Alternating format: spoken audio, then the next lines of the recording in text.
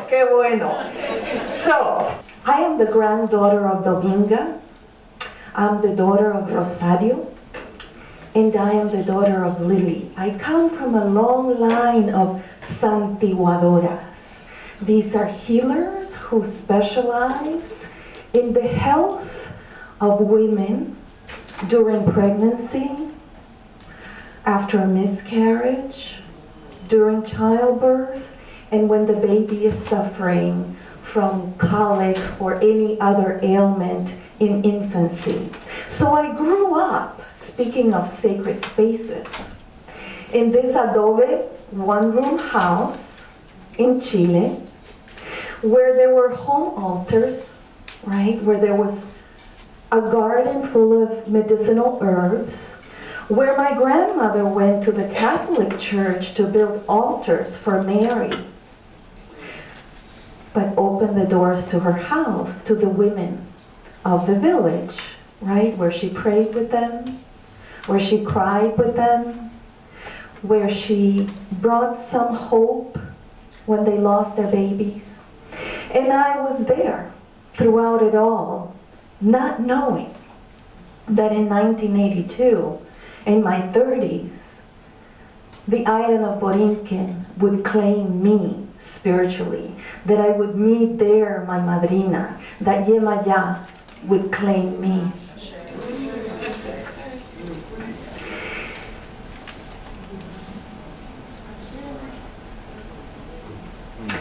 So talk about diaspora. In that sacred room, within the altar where my grandmother and my mother healed the children, I was also witness and participant to the funerals, particularly the funerals of children.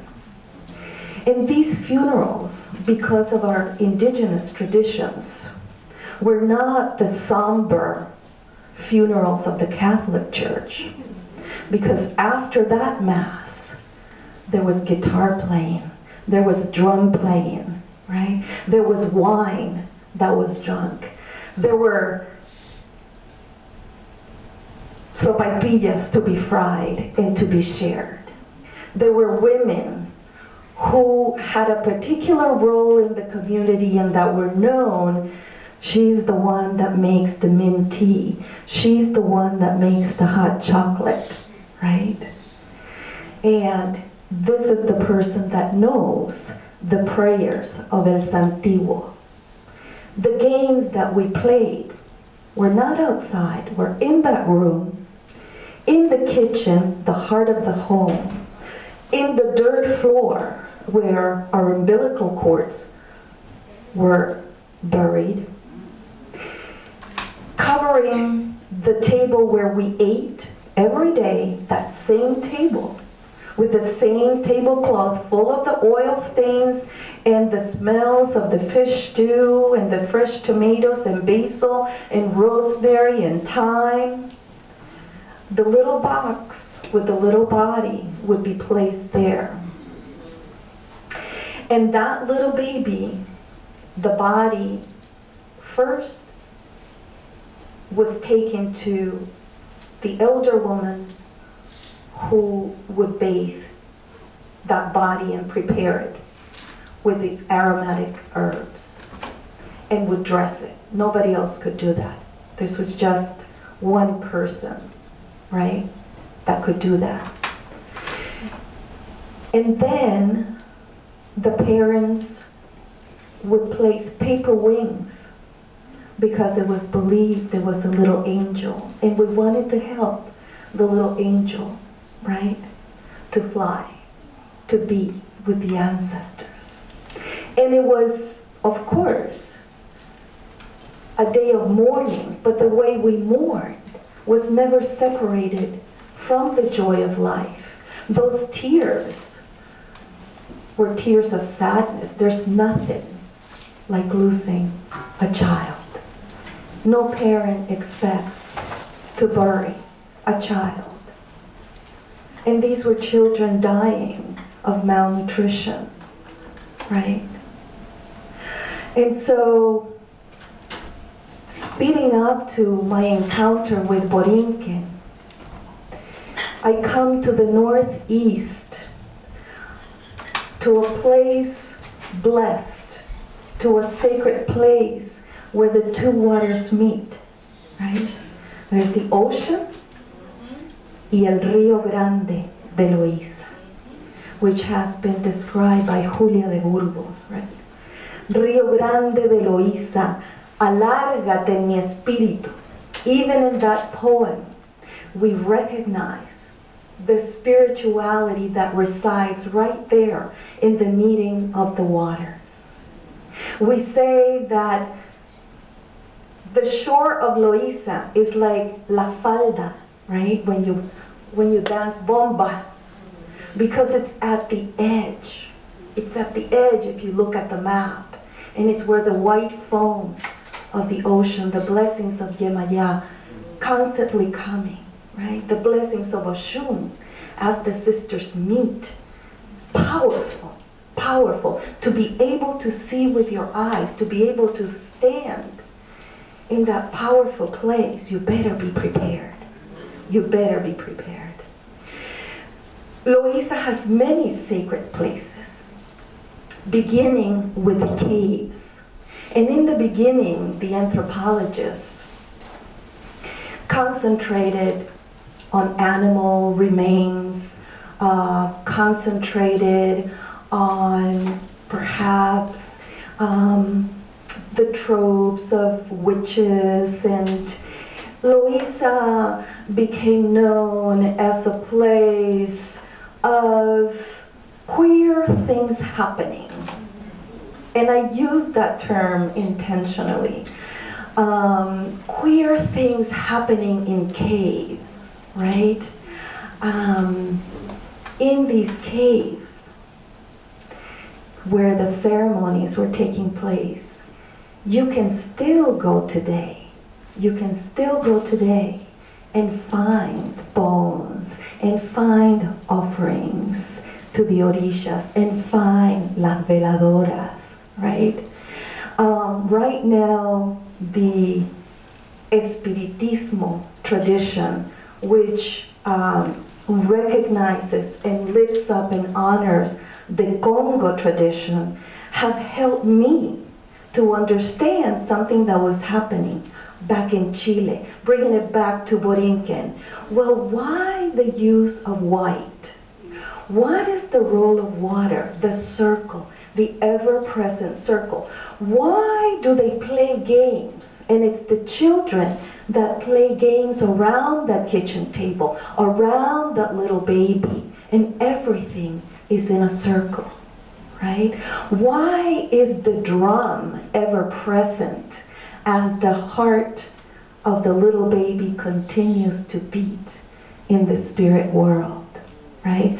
Why is that mother who is mourning, who is heartbroken, the first one to take that bomba step with such dignity, with such pride? And she could be crying, but her look was not of this world, right? There went a piece of her spirit, a piece of her body as well, right? I met with the elders of Loiza Aldea, who graciously allowed me into their homes to talk about the Baquine, right? And I met with people who still remembered. I mean, there was a 97-year-old Yeya, the grand aunt of Samuelin, one of the most fabulous painters, artists. I mean, multimedia, what a teacher, what a spiritual guide. Las palmeras y los cocos, right there, the spirituality of Loiza Aldea, giving its people the energy to live. He introduced me to his great aunt, who has now transitioned and who is here with us and giving us strength today. And Doña Yeya even remembered the songs of the Baquine, where you could hear, right, the language. Things that had not been interpreted, but that had been passed on and kept, in part because Loiza Aldea, being isolated, right, from the city, having no bridge to get there until the 1950s, right? There was this, malecón, there was this, right, little raft with a stick that would transport people back and forth. But not many people wanted to come to Loiza, right? But even in that isolation, there was preservation of stories, of spirituality, of rituals. Today, any Monday at 7 o'clock, you can go to Loiza Aldea and find las cuevas. And you go there, and you can be cleansed, and you will get your receta, and you will see people from the community who don't have medical insurance, right? But people who believe beyond the traditional Western medicine in the healing of the spirit. And how can it be so many miles away, so much difference? And I started to think, what is something similar that happens in Chile and in Borinquen? Is people deny their African ancestry.